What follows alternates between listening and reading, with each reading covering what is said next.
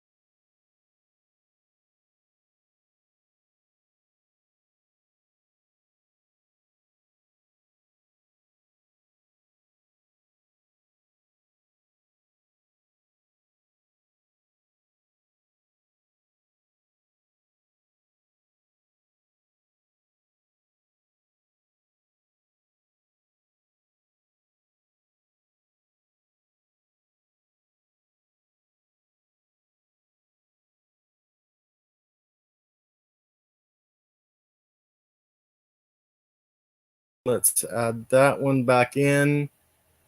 Can you actually get sound now? Am I running off the sound on the other camera that's not actually working? Camera, audio test. I'm showing that it should be working. Yes, yes, we can hear you. You're not in full screen. Okay, so then let's do this. We'll make that the full screen. There we go. Okay, so cheers, Boulder, Rory, Victor. Let's see who else we got here. Silly Lily, of course.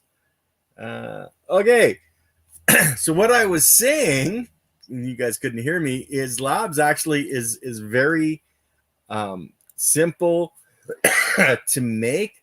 There are a few things that you need, before you actually start. And that was one of the first show that I did is, what do we need in our grow? Well, this is what you need to make lactic acid bacteria or bacillus, however you want to put it. I wish my other camera was working. It's showing that it's working here, but yeah, I'm just going to have to go over and grab something, guys.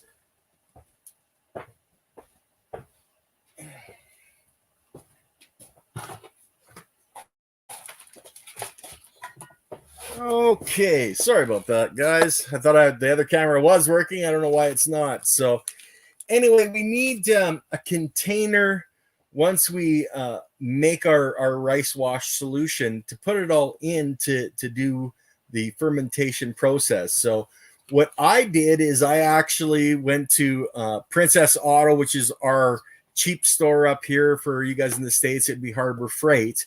And I cut a hole, you can see my finger going through there, in a lid. Now, I made sure that the lid was safe for use with liquids. It wasn't going to leach, and my pails. But I don't think you can see, but there's actually a rubber gasket that runs in all the way around, because when you make your labs, you need to seal it, okay, for it to go through the next process with the milk. And then what I did is I picked up one of these little things here. It's a burper. Okay, so for making beer, wine, etc., you fill both sides up with water, so it's about yay full. Then nothing gets in, but the pressure is being able to release. And of course, you have the rubber this little thing here, which fits into my lid and seals it so that I can have a sealed container for the labs to finish it off. So before you start a labs, unless you have an apparatus to burp it, you have a sealed container, there's no use really starting it, guys. So make sure you grab the materials you need before you even start. So at this stage, we don't need the lid, we don't need the pail, we don't need the burper. We do need rice. 1 cup of rice, okay, and 2 cups of water. Now I have my water already measured out. There we go. Here's our 2 cups of, actually I'm using RO water, but you can use pretty much any water you're willing to drink.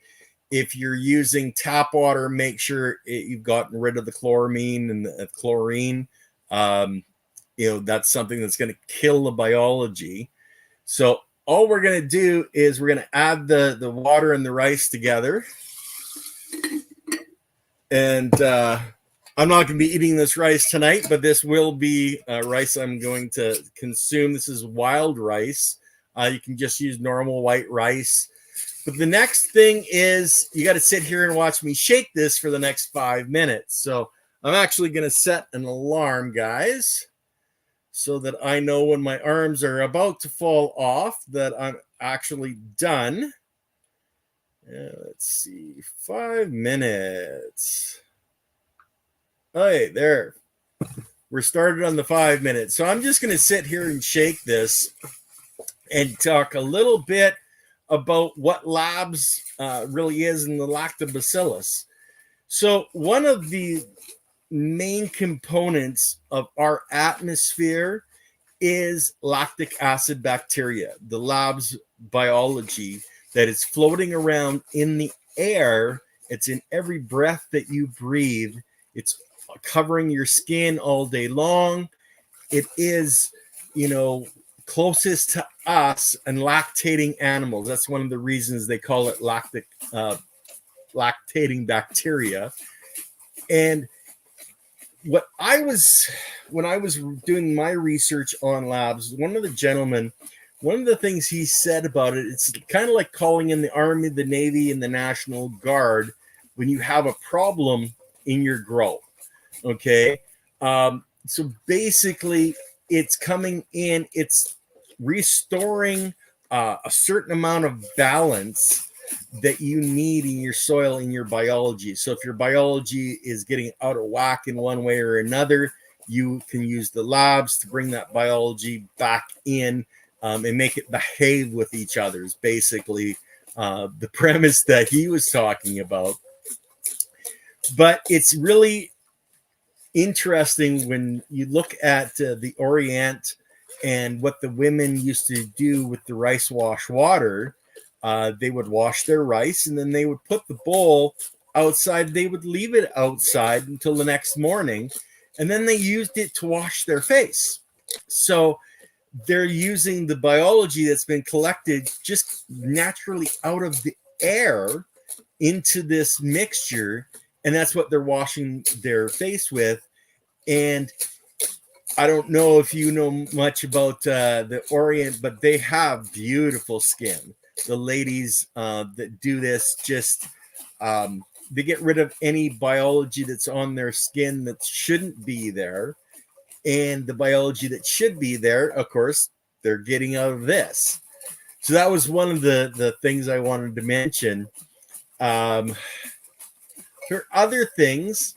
For the lactic acid, I was using it on a fairly regular basis. You can use it in your foliar, you can use it in a seed soak, you can use it in your soil. It's pretty much good for anything that you would like to use it for. But like everything else we talk about, and I'll use Leighton Morrison's saying, don't be a moron.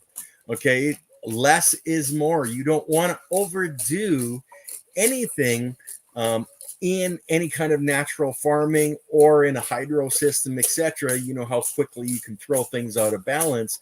if you're putting too much stuff on. So I use it at a very, very minimal rate. Let's see, my labs, I think I was 1 to 500. No, 1 to 1,000. So for 1 milliliter, it's 1,000 milliliters of water. So you're not using a lot, okay? And that's the idea. You don't need to use a lot because you're using living biology. Now, there's 2 ways to store this stuff, guys, once you've got it made. And we're going to go through the whole process. It'll be a couple of days or 3 days or something before this is ready for the next step.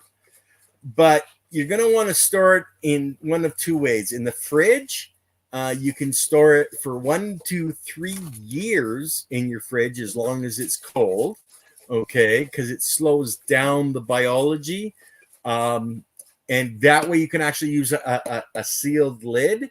If you're not using the material right away and you leave it out, well, it's going to be creating more biology and eating everything that's there, that's available to it.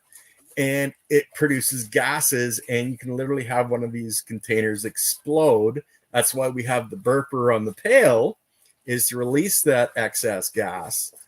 But the other way, you can mix it with brown sugar. Now, if you need to have it stable on a shelf, okay, you don't have room in your fridge, etc., then you're going to need to lock up the water. And that's basically what the sugar does. It's locking up the water that the biology needs. Oh, and there's our 5 minutes. Dismiss. There we go. It's basically locking up as I was saying, the water that the biology needs to replicate itself. So when you take that water away, the biology basically goes to sleep. Now, there's a couple of different terms depending on the types of biology, but it goes to sleep. It curls up and just says, okay, I'm done. There's nothing I can do. I can't grow. I can't do my job. So I'm going to hibernate. Okay.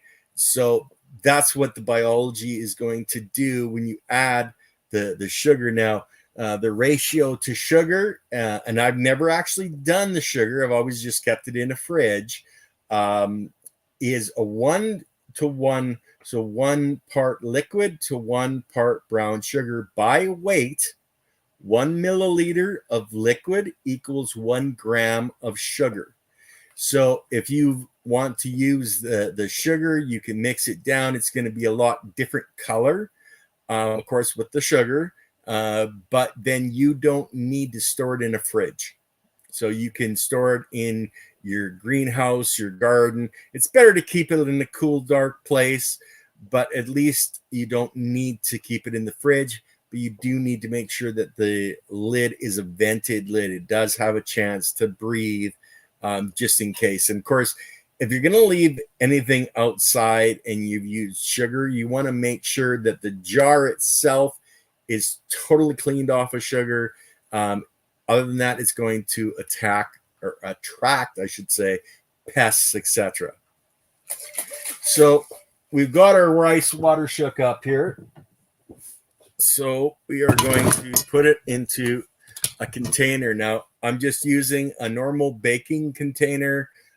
This one happens to be Pyrex. And hi, honey. Yes, I have your Pyrex out here. Sorry. I should have said something earlier, shouldn't I? The one thing I didn't think of when I was getting everything set up is a sieve, guys. So I forgot my sieve, so I can't sieve this out right now. But basically, what you would do is you would run it through a sieve to capture all the rice, and then you would put the liquid into here. Then you take that and you take it and you put it into a warm, dark place, some place where, you know, your cats aren't going to get to it, etc. A lot of people suggest leaving it actually by an open window so that the air can flow over your container. Because remember, we're grabbing this biology out of the air that's around us. So, you know, the more air and the different biology, etc., you can get. Now, since I can't strain this right now, I'll just put that to the side. And we'll talk about the next point with the lactic acid of the labs. And it flashed in my head, and I don't know, did it come back? Let's see. Yeah. Oh, well, I had another point to make on it, but it went away just as quickly as it came, guys. Sorry about that. Yeah, we'll go through the steps right now quickly. And as I have held this up to you before, these are the steps that I have put down. Twist it a little bit more that way. Okay, so you guys can pause the video or go back and take a look. So we're going to set this in the warm, dark place, and I'm actually going to use my flower room because I can close the door and it's basically dark in there. You know, we need that as well, and it's warm in there. That's going to set for 3 to 5 days. Okay, in a warm, dark place till you see a film on the top and on the bottom. Okay, so the air is connecting the biology, it's landing on the water, and that's what starts the process. The starch from the rice is the attractant and a food source. And you're going to get a whole bunch of different types of biology, guys, but what you have to remember is it doesn't matter what you get for biology. When you put that to the next step and you put it in with your milk and you seal it up, the milk only gives one basic food source, and that food source is the food source that the lactic acid bacilli needs. Everything else that's in there, that's not their food source, and so they're not going to be able to survive. They're going to get eaten by the lactic bacillus, and all when you're done, you don't have to worry about other things being in there that are actually harmful because the bacillus has consumed basically all of that, and you're pretty safe. Okay, so strain or remove the particles. That'll be the next step that we're going to take. And then we're going to mix it a 1-to-10 ratio of rice water and whole milk. Okay, so 3.5%. You can use milk straight out or from the cow as long as you strain the cream off.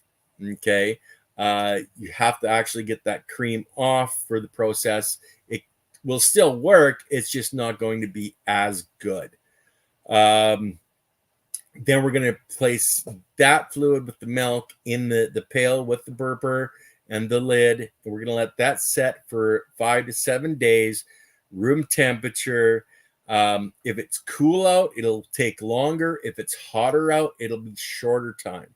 So if you're in, say, Australia, you guys are going into your summer, you're going to want to make sure that, you know, you're checking it more regularly than somebody that's where I'm in northern Canada, where it's cold out and it's going to take slower. Now, I'm running my room right now at a decent temperature, so I'm thinking probably the 5 days from now is when we're going to be looking for our curds and whey.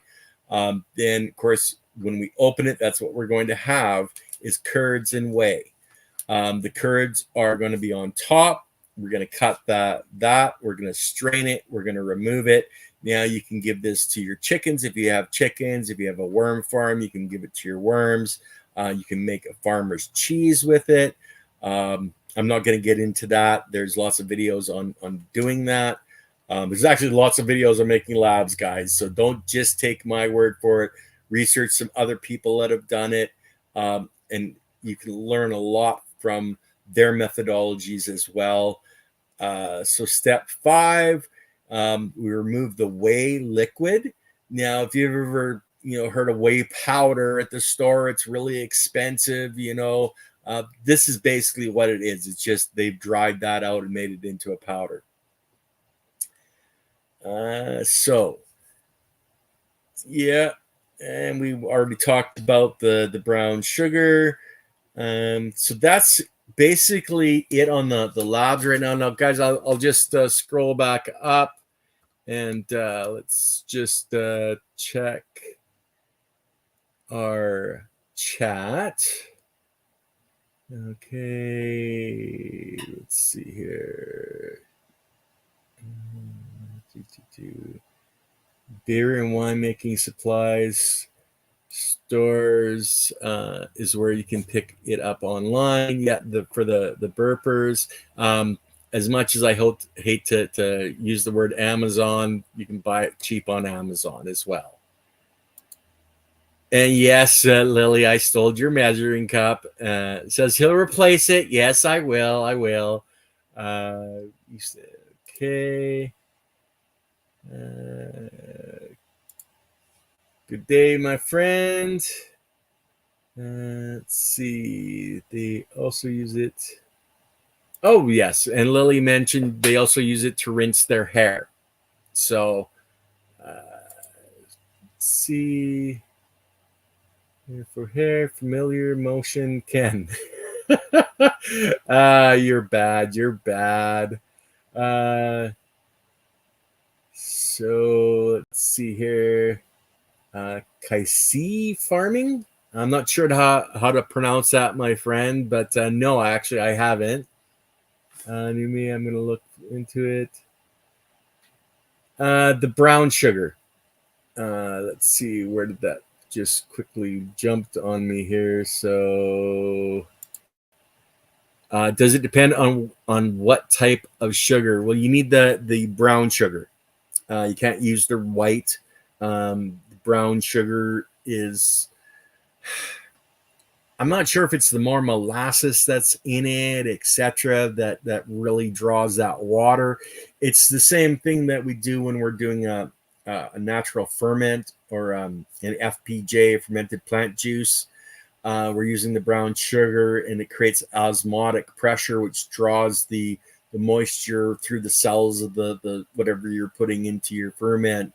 But it draws that moisture and locks it up in the sugar, and then the biology can't replicate. Now, consider that a cell needs billions of molecules of water in that cell. So if the water is not available, it's held by the sugar, then that biology can't reproduce itself. That cell can't be made. So the new biology can't be made. No babies can be made because you can't replicate the cells to make them. And so the brown sugar is the one that everybody recommends. Now, you can use brown sugar or cane sugar.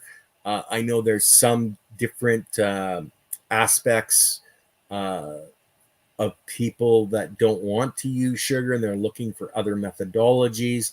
You can research them. I know I bought a couple of 50-pound bags of sugar, several years ago, but then I haven't been doing a lot of growing, so I haven't been using it. Seems they have a recipe that's EM1 expandable rather than one time. Yeah, your EM1, as I understand it, is basically the lactic acid bacteria. That is the base EM, or effective microorganisms. Now, there's a large variety of those effective microorganisms that people are talking about. Wheezy. So, hey, Ghetto, Hillbilly, we'll just go like this. David, thanks for joining, guys. Let's see. I steal all the measuring cups and spoons and strainers from the kitchen. I've already replaced them twice. Yeah, man. Like, if you quit breaking them, and having to steal more, that also helps too, brother. Just saying. Let's see here. Alex. Good evening. Yes, definitely. Let's see. Just trying to check for questions, guys. So, Alex.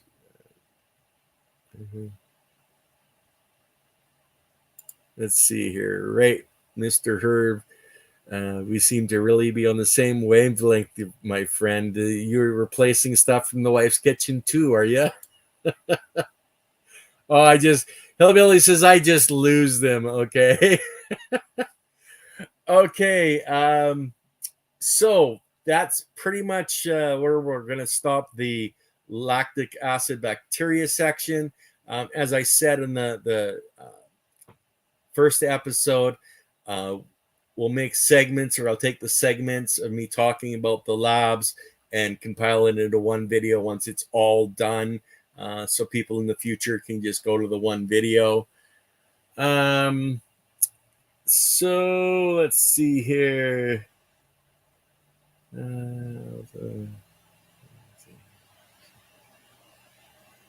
Hillbilly Herb's going to stock a new kitchen supply store. Well, then you can just have your wife go there and, pick up whatever she wants at a discount, half price at least, right? Now, seeds. That's the second half of our show today.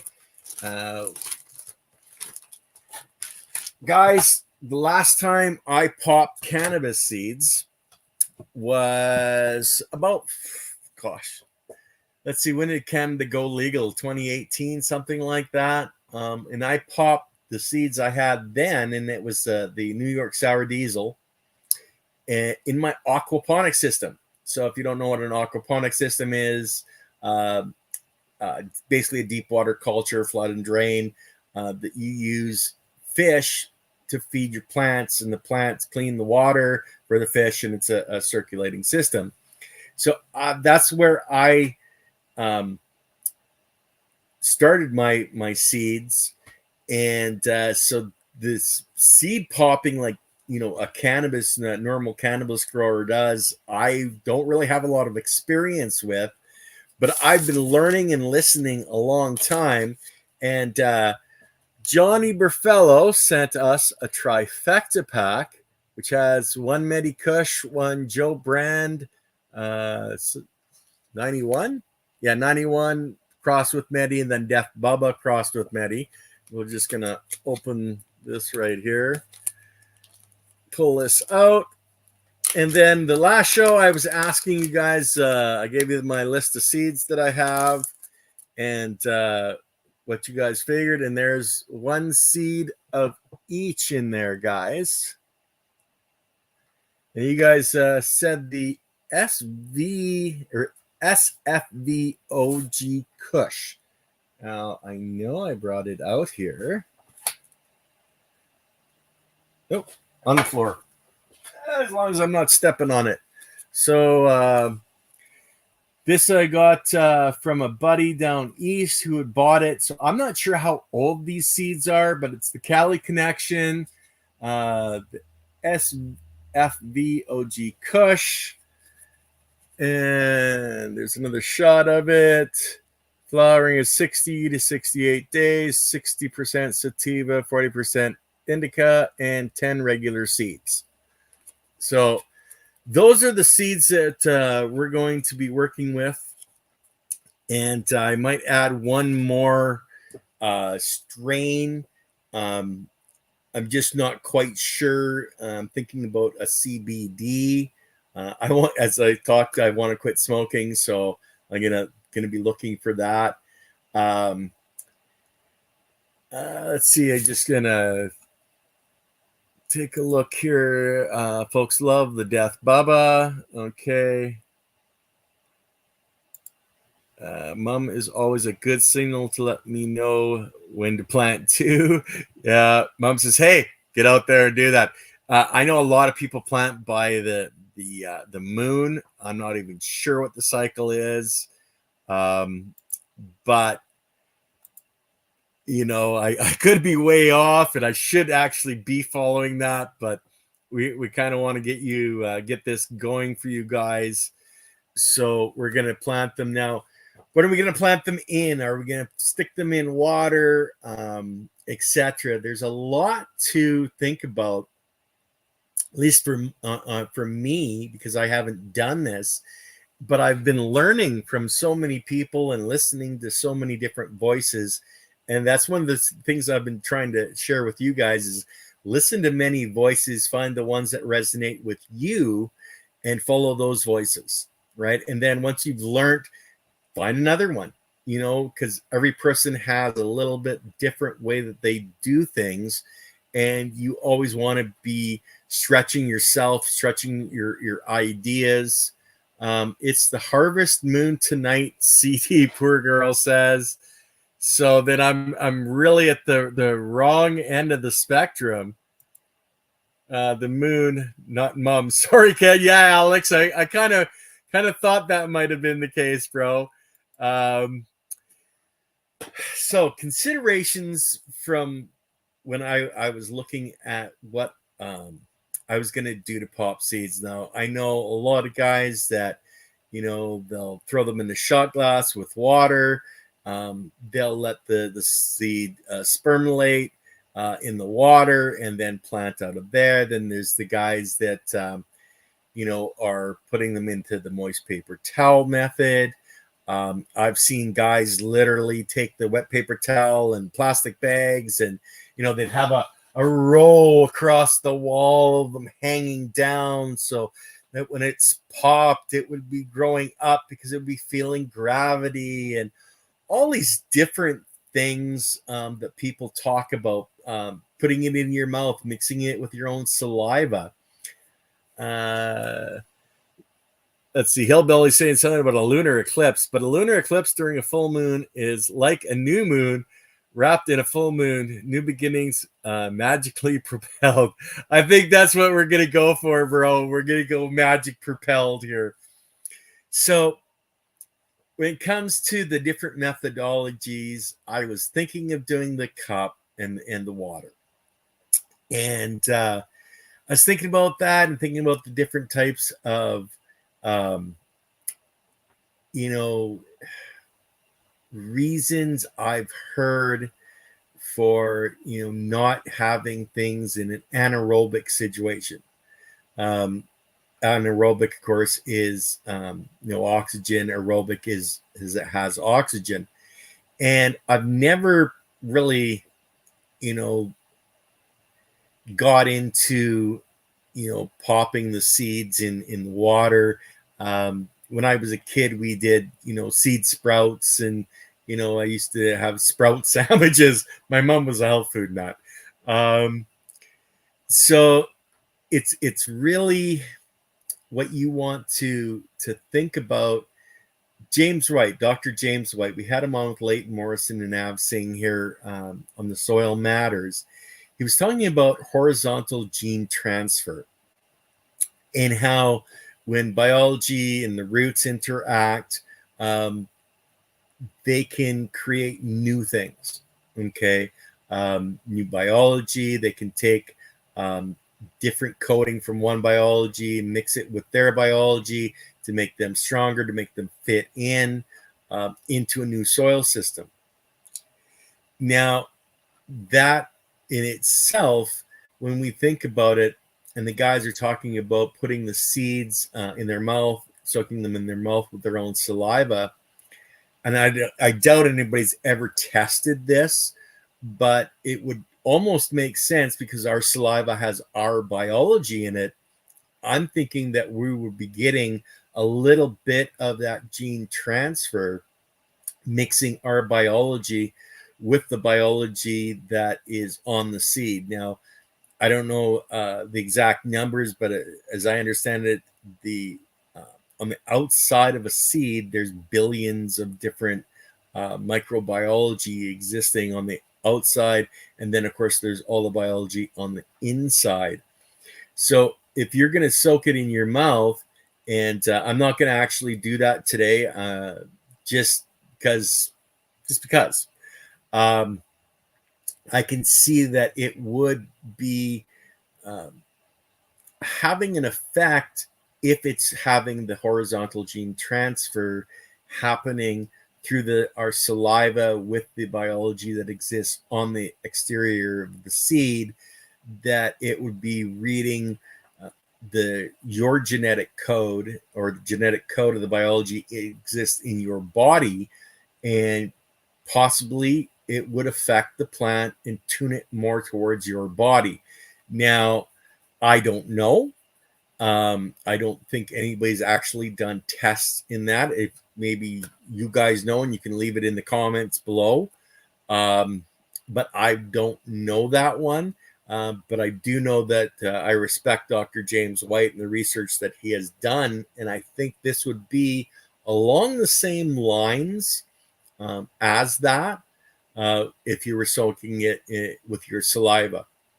So maybe in the future, we'll have a bunch of extra seeds and we'll actually do some side-by-sides and see, right up to the very end when I'm consuming it, if the flavor is any different to me, if the effect is any different to me. Now, of course, that's not, medically approved data, but it's the data that I'm going to be available to offer to you.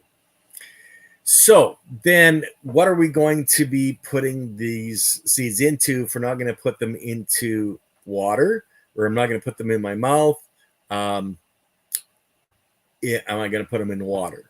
We've talked about the anaerobic and the aerobic. In the water, of course, they're going to sink down. There is oxygen in that water, of course, H2O. It's hydrogen, oxygen. So there is a certain amount of oxygen there. Is it enough to really hold things back on an anaerobic scale with the biology that's on the seed? The seed needs to soak, it needs to expand. And then you look at Mr. Toad, Tony, who has his seed popper. So he literally cracks the seed before he plants it. And that's basically supposed to replicate a bird eating the seed and it going through their body and coming out, being pre-fertilized, by the way. But how I've generally always planted things was into a soil mix. Now, normally out, on a farm, 'cause like I'm an old farm kid, we would plant our garden. We didn't worry about any of that stuff. And I know that cannabis seeds are very expensive. And that's one of the reasons that we look at, doing all these extra things to the seeds, to get a better germination rate. Now, I do know a lot of people that are using seed soaks in commercial ag now. Seeing fantastic results. It's very much a personal choice for me right now because, as I said, I haven't popped a lot of cannabis seeds, but I am going to plant them into a soil.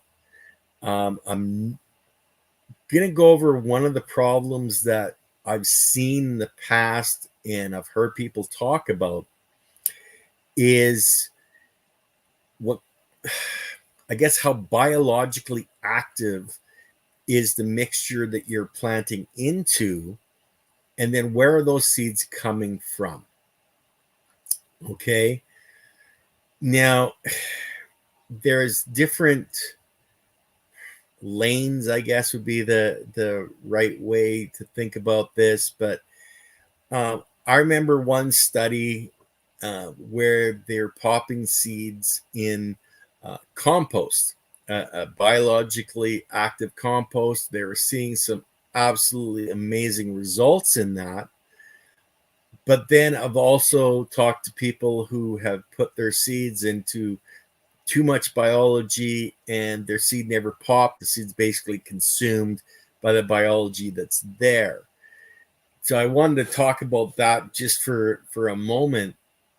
And I had a similar type of experience, not with seeds, but I consume gel caps of cannabis. So I'm always making gel caps.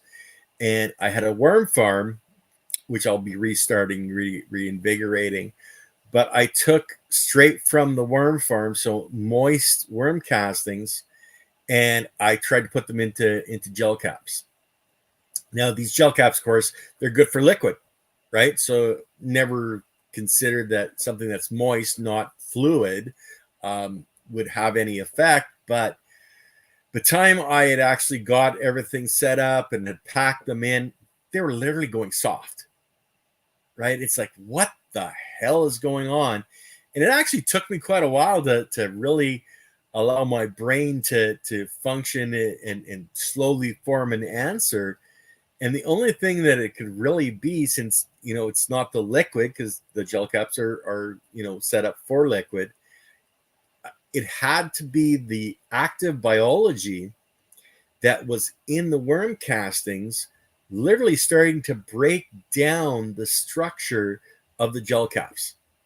That's the only thing I can see that would affect it. Because like, I've dried the worm castings out, put them in, no problem. But the moist, they still had the moisture.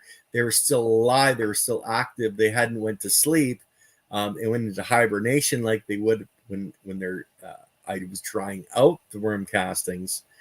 So that gives you kind of an idea that if there's too much biology, it can be very detrimental, okay, to the seed, because it can overpower the biology that the mother plant, and so I'm talking any type of seed, has given into the inside and the outside of that seed. So that's one of the reasons that, heirloom seeds and seeds that have come from a soil-based, organic, not chemical, not hydro, are going to have a healthier and more diverse biology living inside and outside of that seed. So what I have typically done, and what I was doing when I was making microgreens, is I was basically buying a cooked soil. So a soil that went through a blast furnace that took out basically 99% of the biology that was in that soil, so it was gone, right? So when I was planting my seeds for the microgreens, when those seeds opened and spermulated and the biology came shooting out into that soil, there was no competition. So of course, that biology, because there's nothing already there, took over the soil system. It didn't have to fight anybody.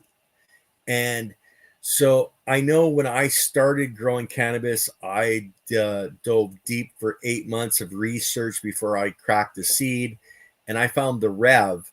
And in his system, it's all based really on a lot on biology, a lot on dry mixes. But one of the things he talked about was the difference between seeds growing in the living soil and seeds growing into a hydro system. So the seeds in the hydro system are actually a lot weaker because they don't have the availability of the biology that is in a soil-based system.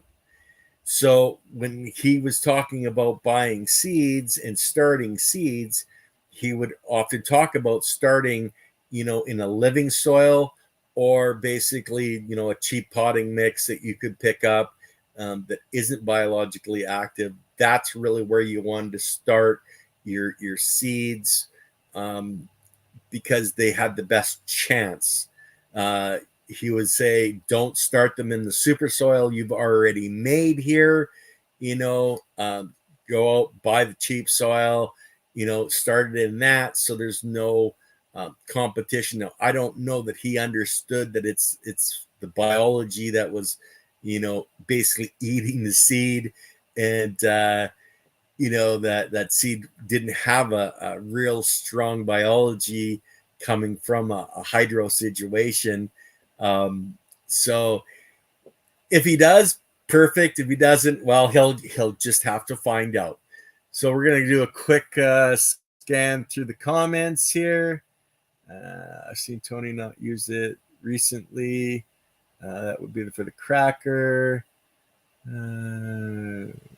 Okay, Lily says root crops do best when the moon is waning. When the moon is just past full, it's a good time to plant root crops. like potatoes, beets, turnips, fruit trees. We're not a root crop.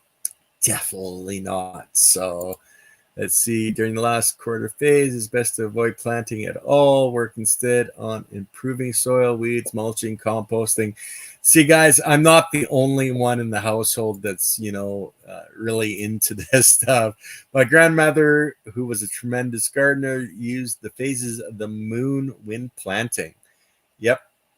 And you had an uncle that used to put fish, dig a hole, his potato hole a little bit bigger, put a fish in, and then put the potato on top. Just think, all that good biology and good food, nitrogen, etc. If you're going to use a seed cracker, you have very carefully about cleaning it. That's why a lot of us stopped using them. Okay, cool, good to know. Ghetto hippie, Midwest. So-called in Canada, fruit trees are root crops. Yeah, ghetto. Yeah. So cold in Canada, fruit trees are root crops. Yes. We need to bring them all indoors so we can grow year round. I love to have grapes and strawberries. Maybe that's something we'll look at. Is maybe we'll do some flood and drain or constant flow and do some strawberries. Steve Cracker. Let's see. Cheers, Rory. Respect to you all. Good afternoon, Grumpy. Okay.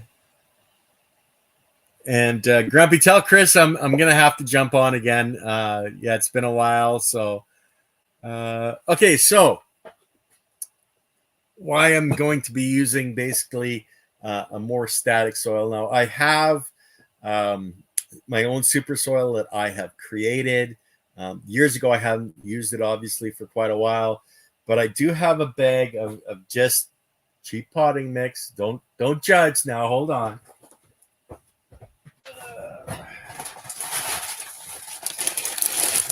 Now, this has been sitting in my grow for a long time. It's a Fox Farm Sorghum Ocean Forest. Okay, and it's dry as a popcorn fart. You guys probably can't really see how dry it is, but it's dry. So let's talk about moisture. So that's the soil we're going to put them into. Let's see. We all judge moisture in different ways. Some people use a moisture meter, etc. Some just, they put so much water in. Yeah, it looks good. What I generally do is I moisten the soil until I can take a clump into my hand and I can squeeze it. And I'm just getting a little bit of dribbles coming down. Now, that basically, not perfectly, scientific, etc. We all have different pressures on our hands, is around 70% moisture content. That's where our worms like to live. That's where our biology seems to, as far as I've seen, really likes to have a soil structure. So what I'm going to be doing is I'm going to be mixing up this soil, adding water to it, and getting it to that point. Then basically, guys, what I'm going to do is I'm going to pull my seeds out and I'm going to create a little bit of a dip. I'm not going to poke a hole and drop the seed into the hole. I'm just going to create a little bit of a dip. I'm going to leave the soil loose in the cup, and then I'm going to put the seed in, and then I'm just going to put a light layer of soil over top of it. Okay. Now the soil is going to be at the 70% moisture, so it's going to have the moisture that it needs to germinate that seed in that 70% mix. And we're going to see what happens. We're going to see if the seeds pop. Exactly, we're going to see. as it is the R&D grow, guys. So it's all research and development. As I said, I'm not the most experienced when it comes to popping cannabis seeds. Tomato seeds, well, you just grab tomato seeds and just, you plant them in your holes and away you go. So we're going to try this, just very simple, very easy, because if you're going to be doing a multitude of plants, and cannabis, or growing cannabis does generally lead to that once you get into the living soil and realize, our foods aren't exactly the best, and you want to start growing your own. Are you going to be doing the same thing with your, tomato seeds as you're doing with your cannabis seeds and soaking it, etc.? Not generally. You're going to stick it into some soil, and the seeds that germinate are the seeds that germinate. So that's basically what I'm going to be doing, guys, is the seeds that germinate are the seeds that germinate. They're strong enough to germinate. They're healthy enough to germinate. Now, the ones from John Burfello, the Medi Kush, those are very young seeds. They're not, years and years old. These ones, on the other hand, this SFV OG Kush is these seeds. I don't know how old they are. I've had them for at least 7 years. And the gentleman that originally bought them, I don't know how long he had them in his freezer for, but these have been in my freezer since I got into possession of them. So let's see, just do a quick check. Let's see, Dave, I used to sow cannabis directly in the ground a lot when I was doing guerrilla growing. I had no issues. I know you look at, we had Ron Harrington on not that long ago, and his seeds are already planted. He planted them this fall for them coming out in the spring, right? So, guys, it is, I hate to say it, but it is a weed, okay? It is a weed. I know it's, the cannabis seeds are just so danged expensive. We're going to be looking in the future. We're going to go over how to create some of your own seeds. So like this SFV, we'll be doing at least one branch where we're going to get seeds off of her by bringing her back to herself, so that I have this strain in my freezer for long term. And then the other seeds, the Granddaddy Purple, the Deadhead OG, the Jedi Kush, the Critical, we'll be doing those ones in the future as well, because these are seeds that aren't really around anymore. So we're going to want to make sure that we have some for in the future. It's nice when you can grow cannabis like tomatoes through a bunch of seeds in tray and pick out the winners. I still do, and it's my seed, but store-bought are pretty precious. Yeah, pretty expensive, exactly.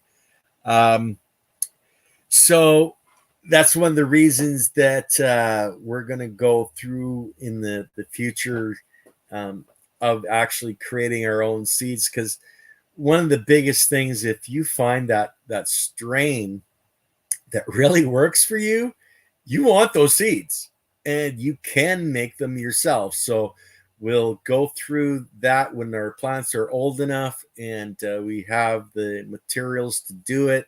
We'll invite, say, Tony on to help walk us through it, so that we can have that. Now, also the OGs, these are non-feminized seeds. Okay. These are regular seeds. 10 regular seeds. So if we pick up a male, I'm not sure. But I am going to make sure that before I put any of these plants or seeds into flower, that I have taken clones. So if we do have some males, if we want, we can actually keep the males, collect some pollen, maybe we'll just do a wide open in the flower room. If I've got a male, we'll just let it pollinate the room. I know somebody that could really use some high THC seeds because they're doing seed sprout teas, etc. for their situation. We've talked about that on the OG's Power Hour. Haley, where Haley's comic comes from. So I know she could use some seeds. So if we get a male, I might just open pollinate the flower room and collect the seeds and send her the seeds for what she needs for that. Just mix them all together. Doesn't matter. But in the future, we'll be doing specifics. Just because I've never done anything with seed breeding or anything, and I have a couple of the best guys that I think of that I would love to learn from, and that's John and Tony on how to do it and do it right. That's the biggest thing. I want to be able to do things properly and show you guys how to do things in a way that's easy, proper, and as scientific as I can get it for you guys as well. So do you guys have any questions? I don't think you need to sit here and watch me take some soil, put it in a bucket and add water and mix it up. We're just, as I said, we're just going to be using this base ocean forest from Fox Farms and just adding it till I can get that little bit of squeeze out.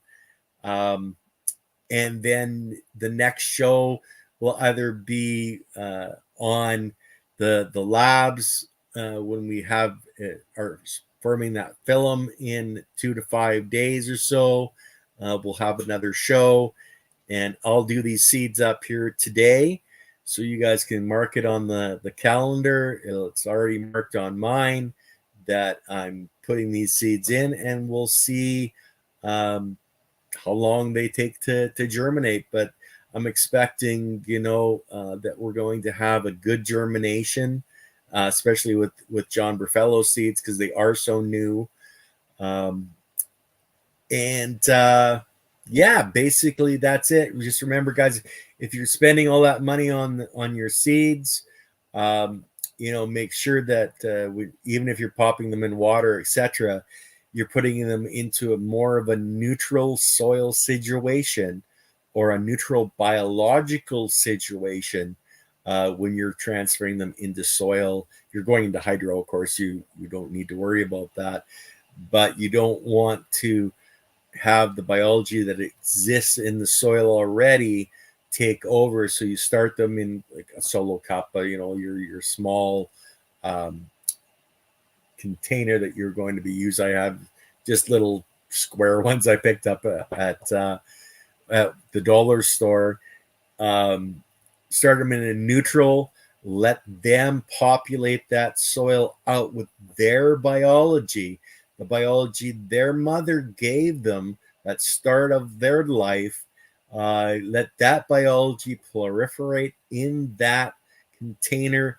Then you can move it up into your super soils, etc. But don't hit them very fast with that harsh biology, because you're putting a newborn in with the middle of the Amazon with a pack of wolves. Okay, so just always consider that, guys, when you're doing your seeds, seed starting, etc. And yes, if you've got the lots of seeds, you can just throw them down and see who comes up, and who's the most vigorous gets the next level. But guys, love you all. Remember, we've got the Patreon link now. We've got a whole bunch of discount codes in the description everywhere, from Grassroots Pots to Leighton Morrison's system on doing the composting, and Leah Orams with the Quad Ag. They've all given us discount codes, so take advantage of it where you can. And peace out, everybody, and we will just see you on the next one here in a few days.